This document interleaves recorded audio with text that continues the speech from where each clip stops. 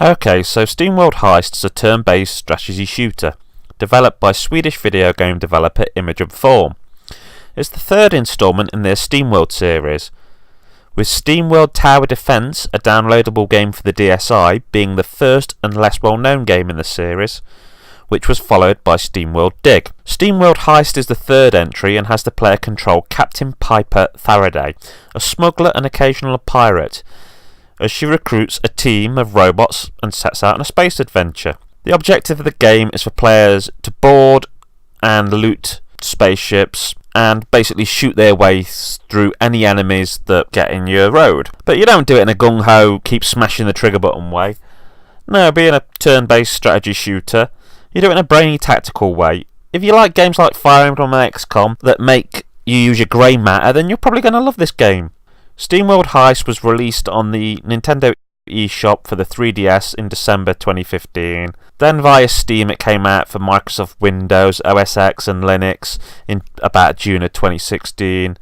Around the same time it hit the PlayStation 4 and the PS Vita. And then in September that year it was released both physically and digitally for the Wii U. And then it even hit the App Store. Just over a year later, near the end of December 2017, the game was released for the Nintendo Switch. And this time it was released in an Ultimate Edition form, which features all the DLC which had been released for previous versions.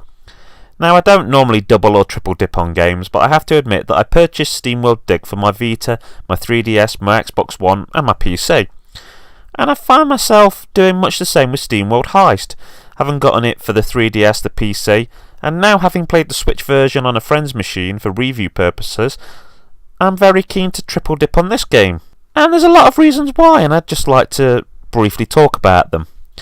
Now, if you're tech savvy, you've probably noticed I'm playing the PC version in the background footage, and yet I'm going to talk about the Switch version. There's a simple reason for this, and it's the fact it was much easier for me to capture footage from the PC. But they look pretty much the same, so this beats having basically blank space in the background, so bear with me here.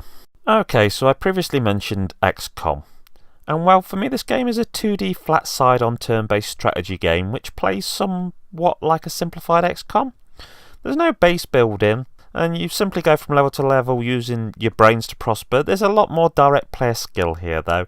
Not only do you manoeuvre your team through the levels, figuring out how to best search the ships, collecting as much loot as possible, but you also try to dispatch your enemies while trying to avoid damage as much as possible. The skill in this really comes from how you attack your enemies. You manually aim each character's gun, and it's not just always a case of aiming it at the baddies. No, you can ricochet bullets off walls to get round cover, and then if you can pull off a headshot you can bring enemies down faster.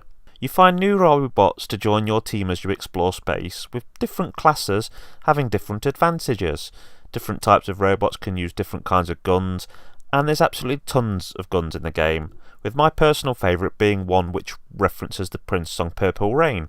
Keep an eye out for it, it brought a massive smile to my face. The skill element is not just in how you shoot and move your men though, you also have to make sure to properly kit out your team, as a well-balanced team can be an essential ingredient to your success. I think the game needs to be given serious bonus points, not only for its story but also for the characters in it.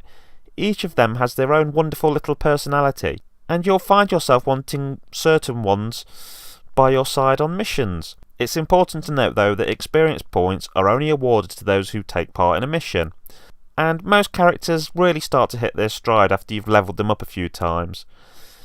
You see, as you're upgrading, the characters have their own unique character abilities you'll unlock that can greatly boost their effectiveness in certain situations. Each character becomes more unique as you develop them, and it can be genuinely exciting to see them evolve and become more valuable to you. You won't be at much of a loss for options when it comes to team arrangement, and to me this also gives the game a fair bit of replayability, as if you're anything like me then you'll find you want to go through the game again just to use some of the characters you didn't feel like you got to know so well the first time around, to see how they develop, the skills that they get.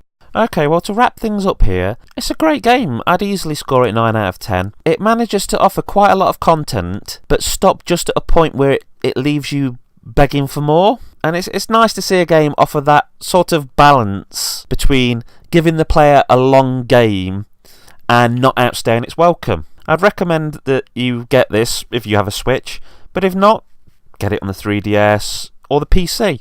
This game is a game that just simply has to be played, in my opinion, and I look forward to what this studio offers in the future. Obviously, there's Steam World Dig 2, and I'd love to see where they'll take it from there. I'm hoping there'll be a Steam World Heist 2.